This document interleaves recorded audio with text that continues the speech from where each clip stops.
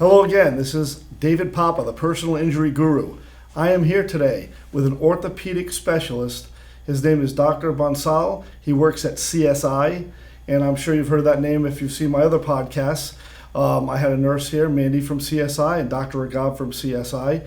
And today, you're going to learn a little bit about orthopedics as it relates to knees and shoulders. And that's very, very important because a lot of people, when they get into automobile accidents, you'll find, or trip and falls, slip and falls, you'll find that they have problems with their knees and their shoulders. And what I'm going to try to talk to Dr. Bansal today about is the different types of knee injuries. I know you've heard the term meniscus tear, you've heard the terms ACL, and having a lot of pro athletes have ACL reconstruction. You've heard the term knee replacement, and you've certainly heard about shoulder injuries where there's torn labrums. You can have rotator cuff injuries and tears and different things of that nature.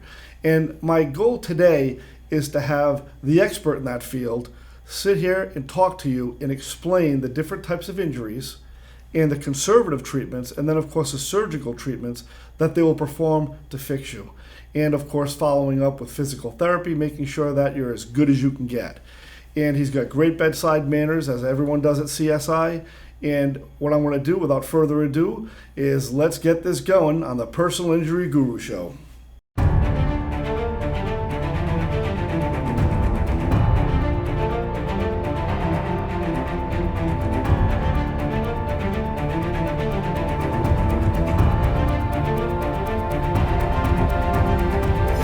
This is the Personal Injury Guru Show with attorney David Papa. Okay, today on the Personal Injury Guru Show, you are going to now meet Dr. Bansal. How you doing, Doc? Morning. I'm great, thank you. Excellent. If you wouldn't mind, just tell everyone out there that's watching this and listening to it on podcast, your educational background and your special training and what you are. My name is Mohit Bansal. I did my orthopedic surgery residency in Manhattan at New York Medical College. I did a one-year fellowship in sports medicine at New Mexico Orthopedics, and been down here about 10 years. I also am an associate professor at University of South Florida in orthopedics and at the Nova Southeastern. I teach residents on a daily basis, and I'm also the head orthopedic surgeon for the Tampa Bay Rowdies. Very cool. So you talk about the Tampa Bay Rowdies. I think that's exciting because a lot of people I know, they know football and they're into baseball and basketball, but soccer is up and coming sport, isn't it? It's amazing the amount of money that's now being placed into sports and soccer, specifically in the United States. I think ever since the World Cup in 1994, now we have leagues. You have the MLS, you have the United Soccer League, which is the league that the Tampa Bay Rowdies are in, and then there's also a second division and a third division. So, these kids are starting from early age, and around here you have Tampa Bay United and a bunch of other club sport teams that are basically feeding into teams like the Tampa Bay Rowdies, who, as you all know, were Eastern Conference champions this past year, and very proud of that. And we have a great team this year. It should be fun. That's awesome. And that's important to know because it's a local sports team, and if you're going to be interested, support the local sports teams, I always say. And as you are the team doctor, you must see a lot of types of different injuries also. Yeah, we get hit with the injury bug from time to time, and we've got a great medical staff, sports medicine, family practice doctors, as well as a great athletic trainer. And the team itself, the players take really good care of themselves. Their conditioning coach is doing a great job with them, and then of course, Neil Collins, the head coach, is always very much a player's coach, as opposed to, just get back out there, it'll be fine. So right. Definitely, I think the players are well taken care of. Very good. And of course, they're entrusting you to take care of their injuries, which we're going to start with now. A lot of people hear about knee injuries. Let's start with the knee injuries, and I'm sure you've done many knee surgeries in your time. Yeah, the knee is one of the most commonly injured joints, specifically traumatic injuries. Slip and falls or car accidents or sports accidents. So we definitely, obviously in my practice, pretty much see all joints, but knee injuries are definitely the most common one. Okay, and when someone comes in with a knee injury, what types of tests do you like to perform on the knee to determine what the degree of the injury is? So always basic exam. The first thing is to do a basic physical exam. You can tell a lot about a patient's knee just by looking at their knee and kind of feeling their knee, and special tests that we've learned during our training. And then we'll start with a basic exam like an x-ray. And the x-ray can also tell us quite a bit about what's been going on in their knee prior to this accident or injury, or what's going on now. Okay, and also people talk about MRI as well. Is that also a tool that you use? Correct. So if there's if we have a concern that there may be something internally wrong, we want something a little bit more definitive, then MRI is a great way to go. There's also now where we are looking into possibly doing a microscope, kind of take a look inside the joint, where we can basically put a needle the size of a 16 gauge needle and actually get firsthand information without going through an MRI. So it's something that's starting to pop up in the area as well. Well, I wish I would have known that, because let me tell you something. I know people have MRIs. I don't like MRIs because of that claustrophobic feeling. I mean, you're in a coffin. I mean, I call it what you want, but this new technology is very interesting. It's it's amazing what they're doing now with the technology. And like I said, this small camera, we can actually use it to do surgery. So really? Not only can you diagnose it, but even at that time, you can even, a lot of it is insurance based, but you may be able to actually do the procedure right then and there. Wow. Okay, so kind of give us more of a description of that and how you would do that type of. It's minimally invasive, right? Correct. And is someone awake, or are they asleep during this period? So with this type of procedure, what we call knee arthroscopy, it's where we make two small incisions, one on the inside part of the knee, one on the outside part of the knee. We'll typically do it with general anesthesia. It's just a little more comfortable for the patient. We'll put some local anesthetic as well, but the surgery itself, it's minimally invasive. You can take a look at all different parts of the joint from inside, look at the kneecap, look where the kneecap tracks, the inside part of the knee, the outside part of the knee. You can look at the meniscus, you can look at the ACL, the PCL, and really just basically do your whole surgery through those two small incisions. Wow, that's amazing. That's great technology, and you're obviously at the cutting edge of it, which is important for people to know. Yeah, we try and, being part of a residency, you got to be still on your toes, because, these young doctors will challenge you every day. Well, because of the new technology that they're just first seeing, whereas if you've been out there practicing for a long time, you've got to keep up with it. Yeah, absolutely. Keep up with the courses and keep up with reading and the literature and basically being able to offer your patients the best of what's out there. Wow, that's amazing. And I talked to you a bit before we started this interview about one of my favorite hockey players of all time, Bobby Orr. Used to have, his career was cut short because of the probably approximately 20 surgeries that he had on his knee. But those surgeries back then in the 70s were different. Can you explain what the difference is and how we progressed? So the differences was technology. We were still learning what different parts of the knee did, and specifically I remember patients that had meniscectomies performed, where they had part of their meniscus taken out. We did not realize back then exactly what the function was, and so a lot of surgeons were actually doing a very large meniscectomy. We know now that leads to arthritis. And so these days, where we have better literature and have studies on exactly what we're doing, we're able to refine exactly how much of the meniscus to take out, and have learned from our previous, I wouldn't call it mistakes, but our growing pains. Sure. So, wow, that's amazing. And they used to use just scalpels back then, right? That's right. They used to open them up. The very first arthroscope, I remember the chairman of my program, he said all they could do was put a little camera inside the knee, and that was it. You can take a look, but you can't do anything. But now we have instruments that you can actually microscopically take out little pieces of the meniscus. They're 2-3 millimeters at a time, as opposed to opening the whole knee and just taking out the whole meniscus. And of course, subjecting people to infection as well. Correct. Okay. Because I know that the infection was a big part of the problems before, right? Yeah, and now we've got better antibiotics. There are actually studies that say for arthroscopies you don't even need to give antibiotics. Wow. Because you're already washing the joint. So technology has definitely come a long way. All right, so you've got a camera that you put in. What's the other insertion? Is it like a device that, what does it look like or do? So the main device is the camera, which helps us to see different directions. And then we have shavers, we've got these little meniscal biters, we've got graspers. So they're all, 3-4 millimeters in diameter and able to fit through an incision that's basically the size of, just a small scalpel. Right. And the shaver devices have suctions on them, so they're actually sucking out some of the debris that's in there and sucking out the meniscal tear, so it's not all floating around in there.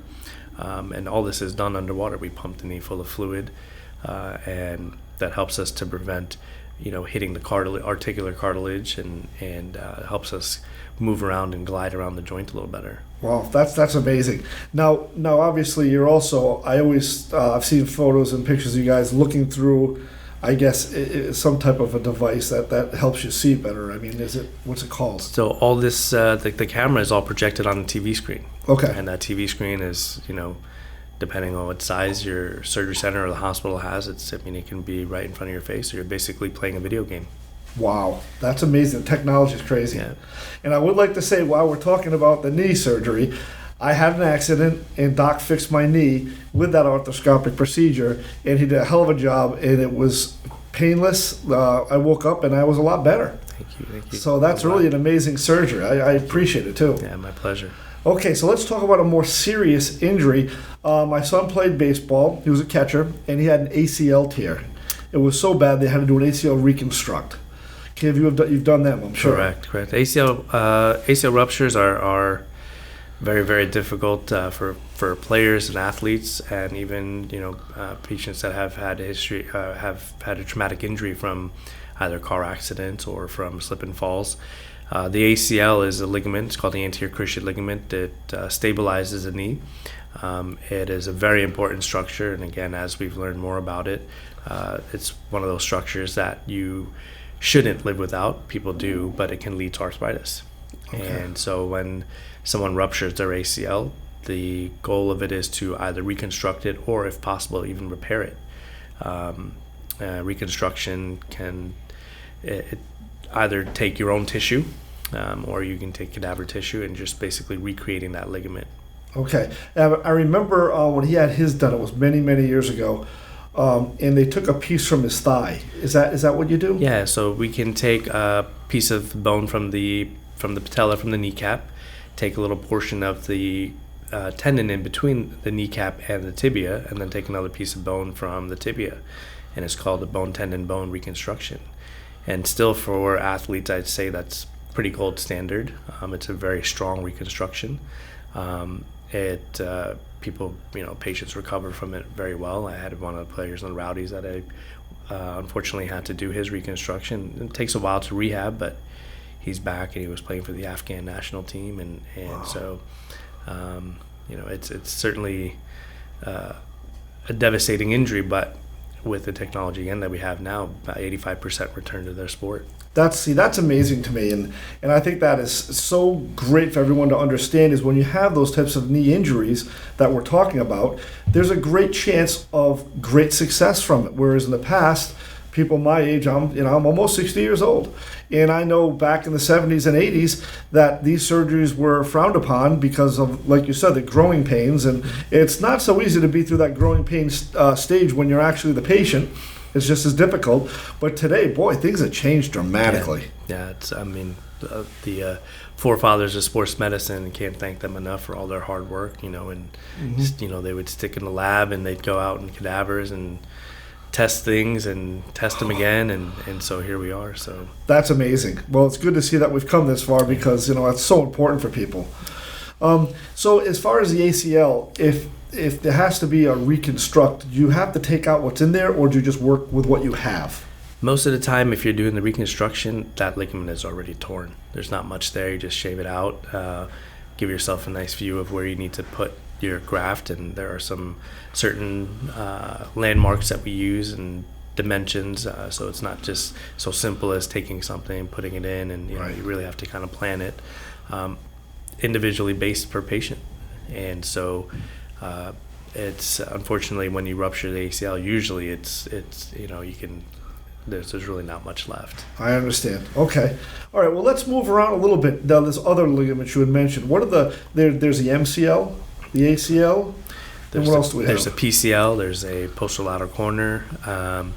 Most of those injuries are the most common would be the MCL, and most of the time that does not need surgery, depending on which side it is. Just a matter of rehabbing it and letting it heal on its own. The PCL also, again, most of the time we don't actually reconstruct. It's a ligament that will stabilize. And then if you have combined injuries, unfortunately, as you notice, some football players you'll occasionally will notice have knee dislocations, or a traumatic injury. Patients in a car accident has a knee dislocation. Those can be devastating and actually can be limb-threatening. So those are very, very serious injuries, and one of the main things that, especially God forbid one of our players has one, that's an emergency, and we take care of it in such a manner. But there are multiple other ligaments, but again, like I said, the most common is the MCL. ACLs are great procedures, and patients are doing very well from them. Great. I remember there was a New England Patriots football player in his rookie season who went to Hawaii for the Pro Bowl, Robert Edwards, and he was a running back, and he tore all three. Yeah. And I remember saying, "Oh my gosh, this is terrible! This poor guy." But they said he almost lost his leg, and you just mentioned that. Correct. And how does that? Why is that? Usually, it's because when the knee dislocates, it can actually tear the artery behind the knee. Oh. And so that is, there's one main artery that runs down the leg, which divides into three. So if it tears above where the trifurcation is, it can be devastating. So that's where, medicine is such a beautiful thing, where you discuss with your colleagues, vascular surgeons, the ER doctors, the EMS, and the trainers, and make sure that you take care of that patient immediately. Wow. Yeah, I guess you have to immobilize them and get them right to the surgery center. Wow, amazing.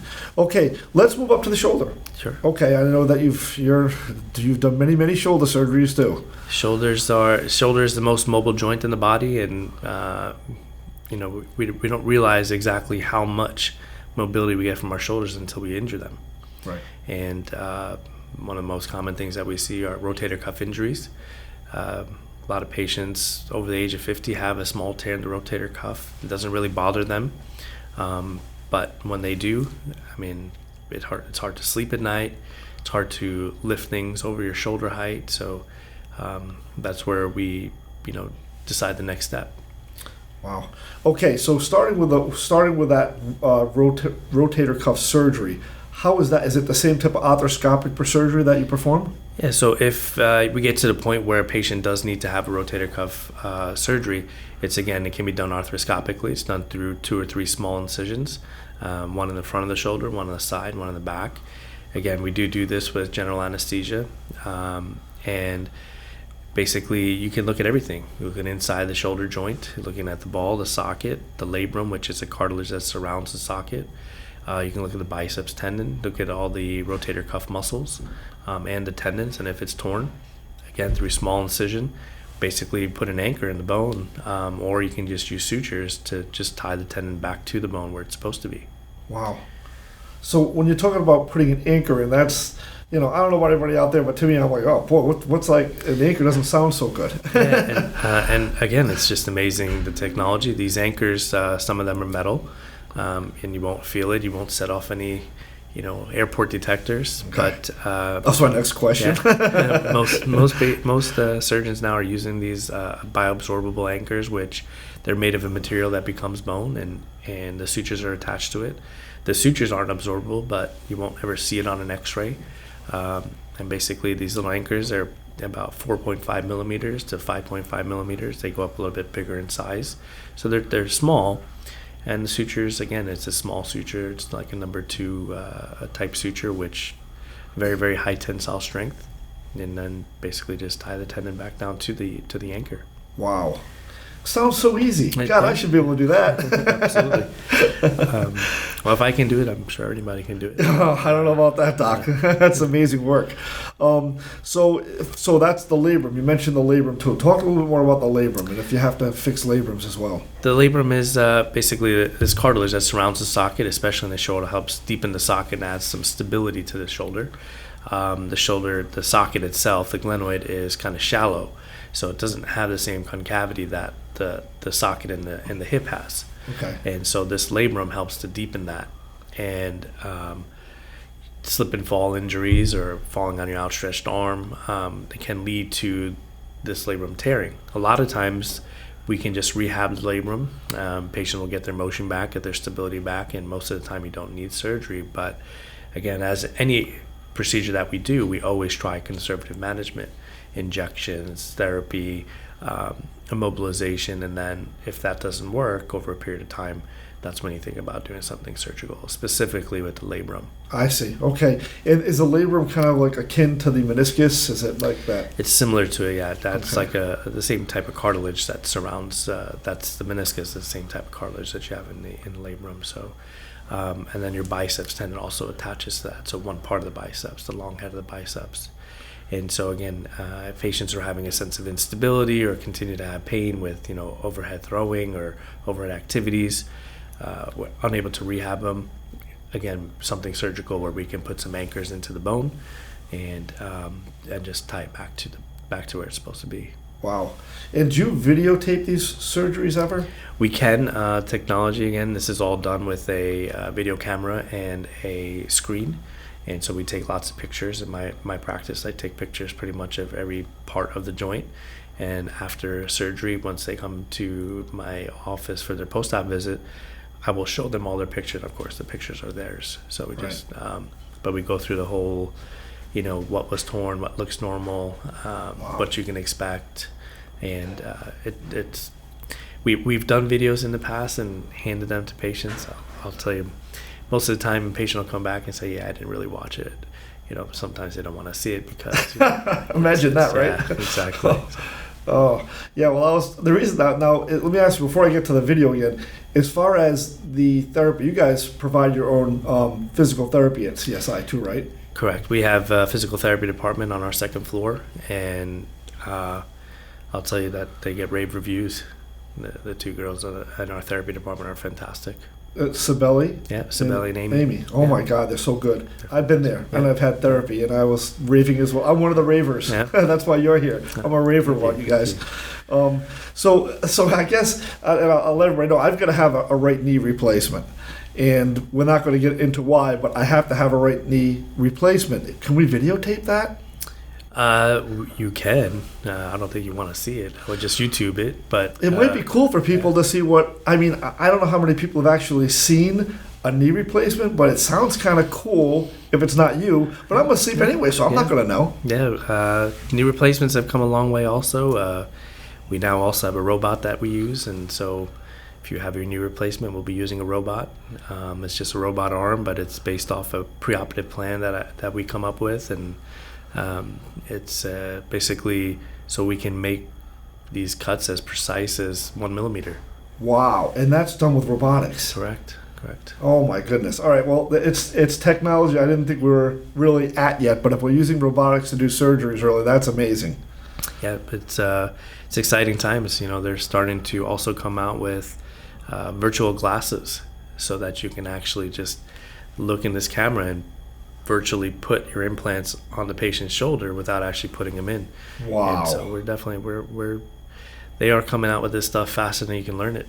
Oh my goodness. Okay. As long as you're doing my knee and it's being videotaped, as long as this robot doesn't go evil on us like Terminator and something starts going crazy, I'm okay with it. All right. I'm whenever you're ready.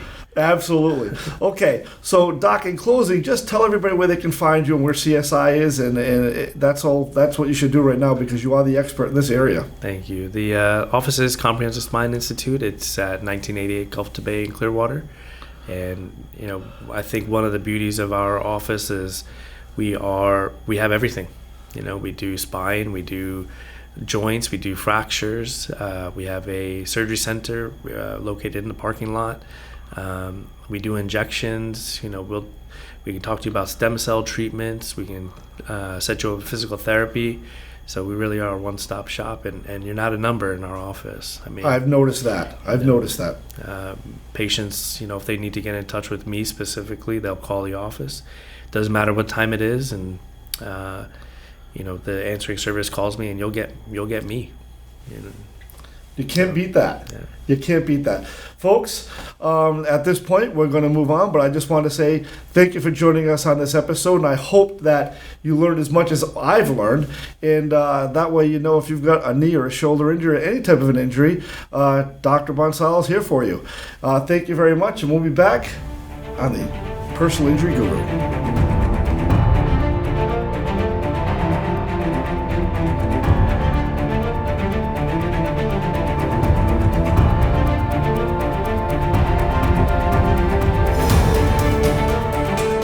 So today on the Personal Injury Guru, you have learned about what types of injuries you can sustain in an accident, slip and fall, and of course you've heard from Dr. Bansal, who's had many surgeries and procedures performed on knees and shoulders. And it was very important for me to talk about this today because I don't think everyone really understood the technology that has come forth and the ease it's been made for all these surgeons to be able to do these surgeries and perform at a much higher level with greater success and, of course, less infections. And the doc today told you about the types of knee surgeries with meniscus tears and how they can just absolutely go in there and just, with a small device, take out just what needs to be taken out. He also talked a lot about the ACL, the reconstruction, and although there were difficult surgeries to have, not only does he do them, but he's gotten professional athletes back on the field, and notably one soccer player he mentioned, and that's amazing. Back when I was growing up, it just simply wasn't the case. And today it is. They can fix just about anything and get you back to where you were. He also talked about the knee replacement, which I'm going to do, and if I have the courage to have it videotaped, I'll put it on one of my shows. Also, we talked about the labrum in the shoulder, rotator cuff tears, and things of that nature. Very important stuff because, folks, when you have these types of problems, do not be afraid to come to the doc. He'll work it out with you. Like he said, conservative first, last resort is surgery. And that's somebody who really cares about his patients and he takes care of people. CSI is a great place, their own surgical center. You just can't beat it. They've got their own therapy upstairs, as he mentioned, and these people take care of all of their patients, which is why I work with them and I've had them perform surgery on me. So, thank you for joining us. And remember, if you like this, hit like, follow us, and certainly subscribe to us. It's very important to do because we're trying to educate people on all these different issues that you might be related in a personal injury case. You can find me at dpapa at papainjurylaw.com, and you can always Google Papa Injury Law and you'll see my website. So if you have any questions that you'd like to bring up, or if you have any thoughts for my show in the future and you want to share them with me, please contact me. I'm real easy to talk to. Thank you very much, and we will see you back on the Personal Injury Guru Show. Thank you.